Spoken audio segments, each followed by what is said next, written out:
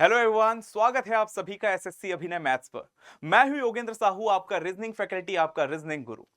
मैं पिछले 7 वर्षों से एसएससी की रीजनिंग की क्लासेस प्रोवाइड कर रहा हूं और मेरे द्वारा पढ़ाए गए काफी बच्चों का ऑलरेडी सिलेक्शन हो चुका है। और अगर आप चाहते हैं उनमें से एक आप भी हो तो जरूर से मेरे साथ जुड़िए इस चैनल पर।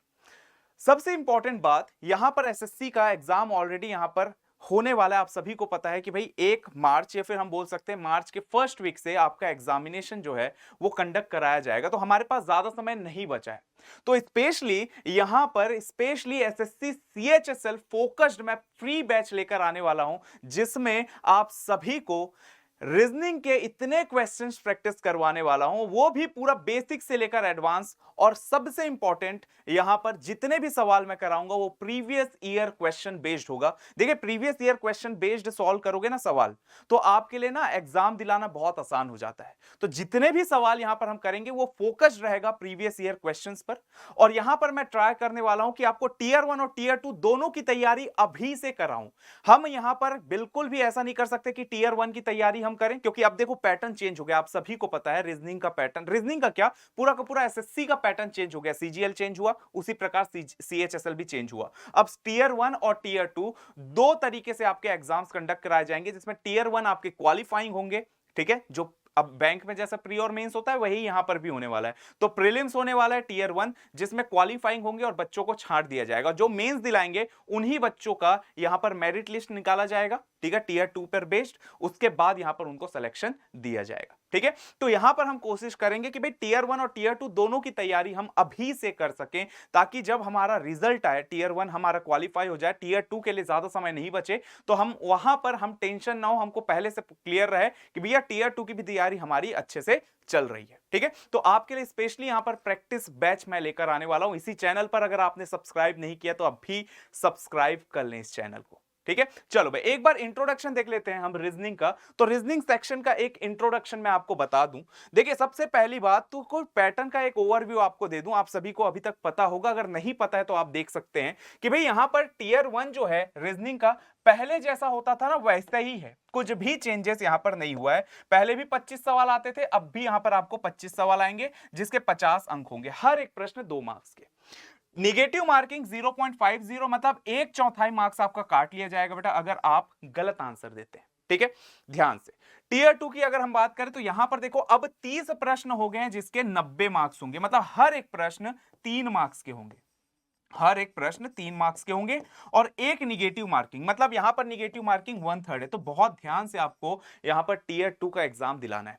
टीयर 1 क्वालिफाइंग है, टीयर 2 से आपके मार्क्स जुड़ेंगे जो मेरिट लिस्ट में काम आएगा। टीयर 1 के मार्क्स से कोई फर्क नहीं पड़ेगा मेरिट लिस्ट के लिए, यहां पर सिर्फ आपको क्वालिफाई करना है, ठीक है। चलो आगे बढ़ते हैं। अब एक जनरल सिलेबस का एक इंट्रोडक्शन दे दूं आपको। देखो, रीजनिंग को दो तरीके से बांटा गया है, एक तो वर्बल रीजनिंग, दूसरा non verbal reasoning. Non verbal reasoning क्या होता है, वो जितने भी आप इमेज वाले क्वेश्चंस देखते हैं, पेपर कटिंग, फोल्डिंग, या फिर आपका डाइस वाले सवाल आ गए, या फिर आपके पास जो सवाल आते हैं नॉन वर्बल सीरीज के, वो जितने भी होते हैं वो आपके नॉन वर्बल। और वर्बल में क्या होते हैं आप सब देख सकते हैं, अल्फाबेट टेस्ट, ठीक है। अब देखो एक बार फटाफट से आपको मैं सिलेबस बता दूं। आप देख सकते हैं 16 से 17 टॉपिक्स हैं जो बहुत अच्छे से कवर करना है। और उसमें कुछ ऐसे टॉपिक्स हैं ना जो बहुत आसान होते हैं, जिसको यहां पर एक ही क्लास में बहुत अच्छे से आप मास्टर्स हो सकते हैं। तो वो सारे टॉपिक्स में हम बहुत अच्छे से फोकस करेंगे, क्योंकि वो छोटे छोटे टॉपिक्स से ना हमेशा क्वेश्चंस आपके एग्जाम से पूछे जाते हैं, ठीक है। और बहुत सारे ऐसे भी टॉपिक्स हैं जिसमें बहुत अच्छे से आपको कॉन्सेप्ट्स क्लियर करने होंगे, बहुत अच्छे से पढ़ाई करना होगा, तब जाके उसके सवाल आपसे बनेंगे।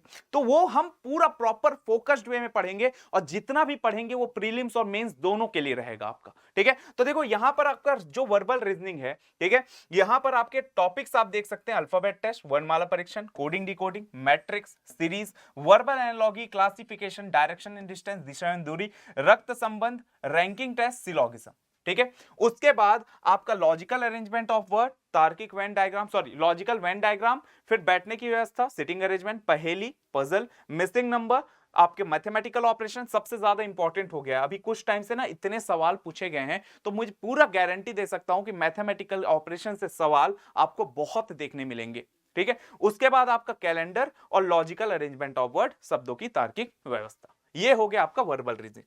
अब इसमें ना आपको यहां पर नॉन वर्बल की अगर मैं बात करूं ना, तो नॉन वर्बल में देखो डाइस, काउंटिंग ऑफ फिगर, यहां से सवाल पूछे ही जाते हैं। डाइस से सवाल आने ही आने हैं।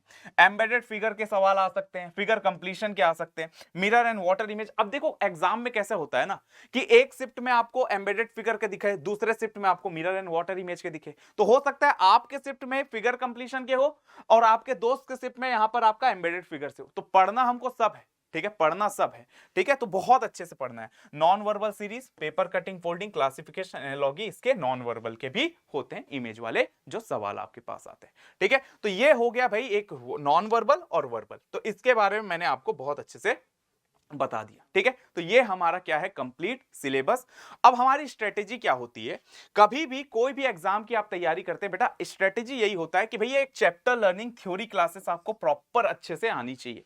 उसके बाद आप उसके चैप्टर प्रैक्टिस करते हैं, उसके प्रीवियस ईयर क्वेश्चंस अच्छे से प्रैक्टिस करते हैं और टेस्ट सीरीज लगाते हैं। ये हमेशा आपकी स्ट्रेटेजी होनी चाहिए। और मैं हमेशा अपने बच्चों को बोलता हूं कि भैया ये स्ट्रेटेजी फॉलो करोगे कभी फेल नहीं होगा, हमेशा आपका सिलेक्शन होगा। यही स्ट्रेटेजी आपको फॉलो करनी है, ठीक है।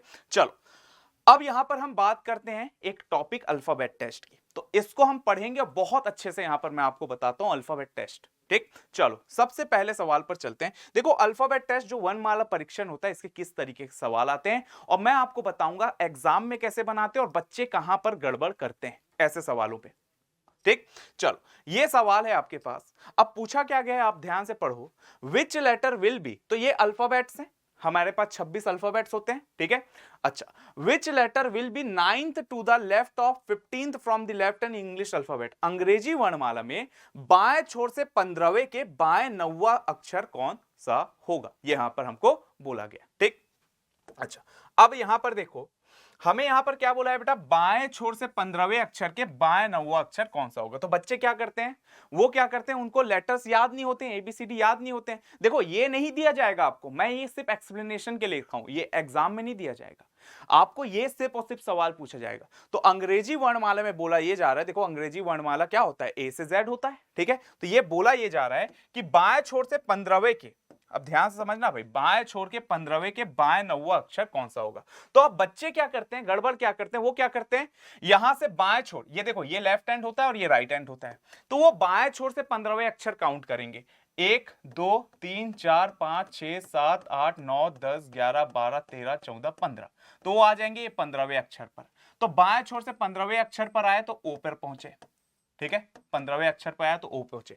अब उसके बाएं से 9वां अक्षर, अब इसके बाएं से 9वां अक्षर जाएंगे, तो ये पहला, दूसरा, तीसरा, चौथा, पांचवा, छठा, सातवां, आठवां, 9वां। 9वें अक्षर पर कौन है, यहां पर बाएं से 9वें अक्षर पर कौन है, यहां पर है एफ। तो उनका आंसर क्या आ जाएगा, ऑप्शन सी एफ। बिल्कुल आंसर ला लिए, कोई दिक्कत नहीं है, बहुत अच्छी बात है, आपने आंसर ला लिया। बट एग्जामिनर आपसे ये सॉल्यूशन नहीं चाहता कि आप ए बी सी डी लिखो, फिर आप 15 इधर आओ, फिर आप 9 इधर जाओ, नहीं चाहता।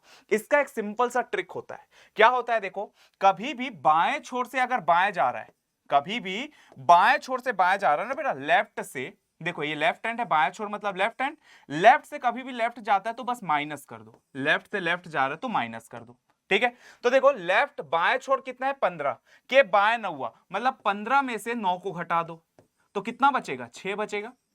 अब ये छठा होना चाहिए कहां से, जो एंड दिया है, जो छोड़ दिया है, तो यहां पर क्या दिया है, बाएं छोर, तो बाएं छोर से छठा, पहला, दूसरा, तीसरा, चौथा, पांचवा, छठा, सीधा आपका आंसर क्या आएगा, एफ आएगा, ठीक है। और आपको यहां पर जब भी आप अल्फाबेट टेस्ट पढ़ रहे हैं, कोडिंग डिकोडिंग पढ़ रहे हैं, तो आपको एक चीज डेफिनेटली आना चाहिए, वो क्या है आपका, वो क्या है आपका, वो है कि आपको यहां पर हर एक अल्फाबेट के प्लेस वैल्यू, स्थानीय मान अच्छे से याद होना चाहिए। 26 लेटर्स है, उसके प्लेस वैल्यू आपको बहुत अच्छे से याद होना चाहिए, ठीक है। तो लेफ्ट हैंड से यहां पर लेफ्ट माइनस कर दोगे तो आएगा 6, क्या आएगा यहां पर, 6 आएगा, ठीक है। तो लेफ्ट से छठा एलिमेंट जो होता है वो एफ होता है, तो सीधा हमारा आंसर जाएगा ऑप्शन सी। तो आपको क्या पता होना चाहिए, अगर लेफ्ट से लेफ्ट जा रहा है तो माइनस, अगर यहीं पर देखो सेम डायरेक्शन, कभी भी अगर यहीं पर दे दिया जाता दाएं छोर से दायां, तब भी आप माइनस करते, अगर सेम डायरेक्शन है तो हमेशा माइनस।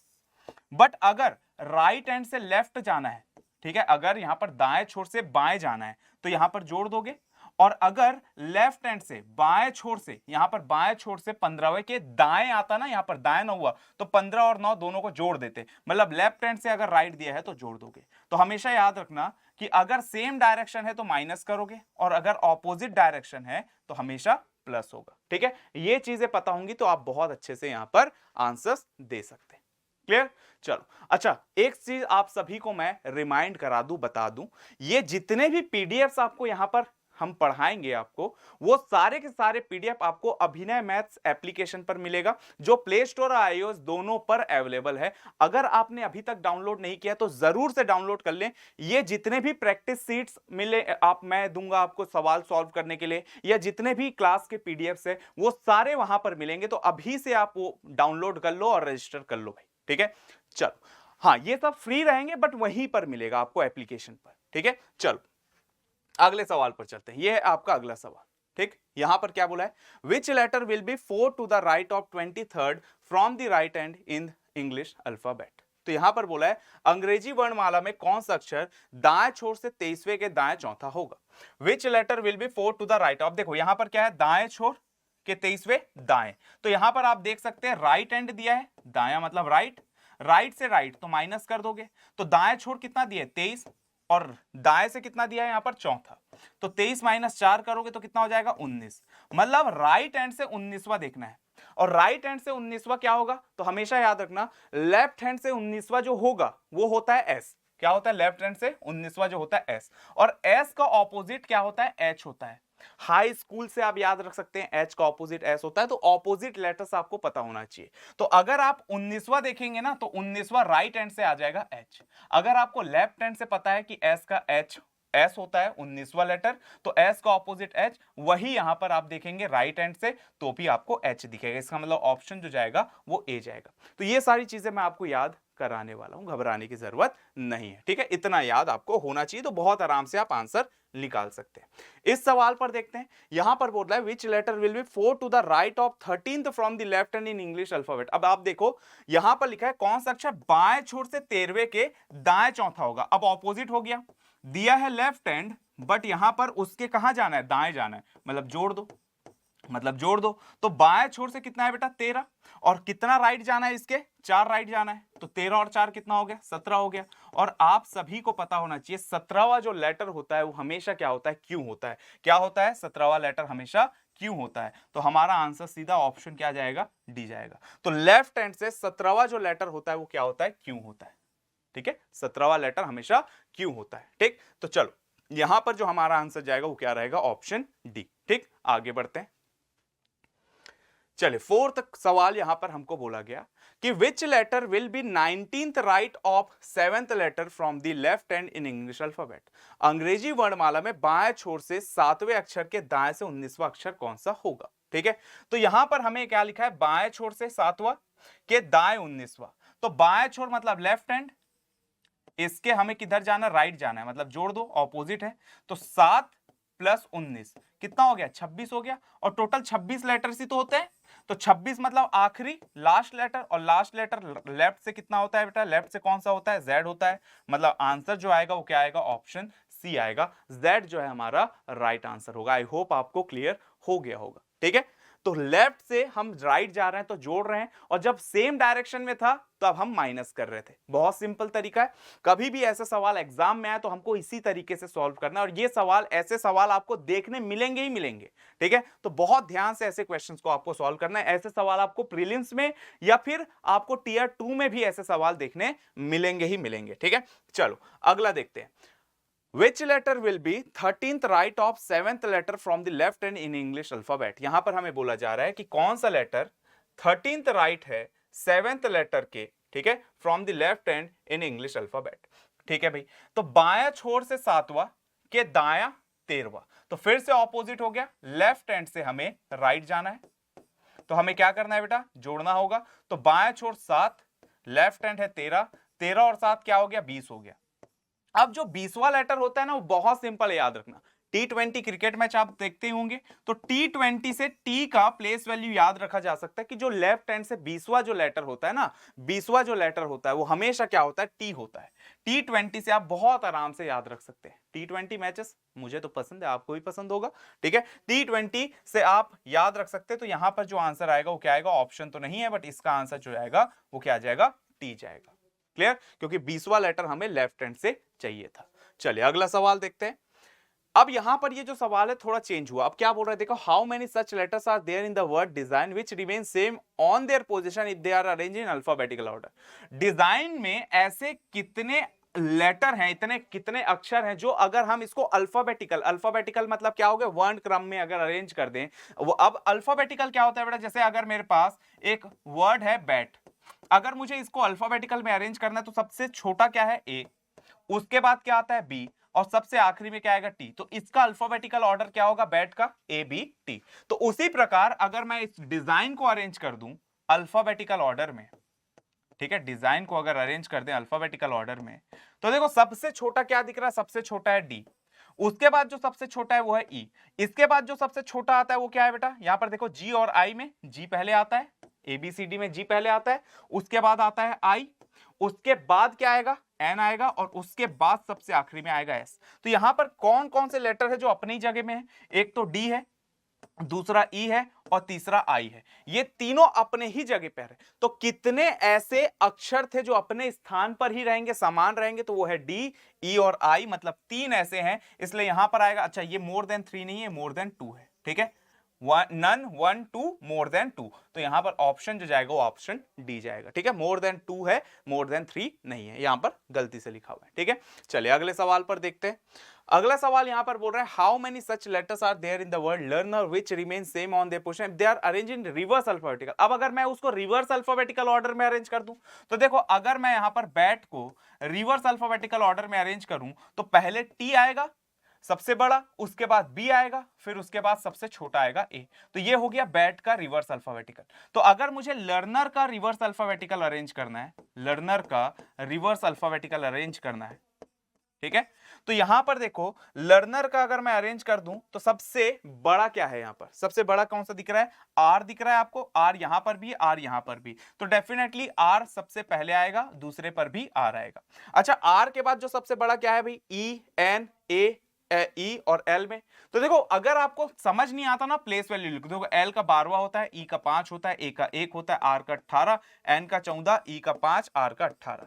अब आपको समझ में आ जाएगा 18 को पहले लिखे, उसके बाद जो सबसे छोटा दिख रहा है वो है एन जो 14 है, तो यहां पर एन आ जाएगा, उसके बाद जो सबसे बड़ा है वो है एल, मतलब यहां पर 12 आ जाएगा, मतलब एल आ जाएगा, उसके बाद जो है वो क्या है भाई आपका 2 ई है, मतलब यहां पर भी ई आएगा और यहां पर भी ई आएगा, और उसके बाद आएगा ए।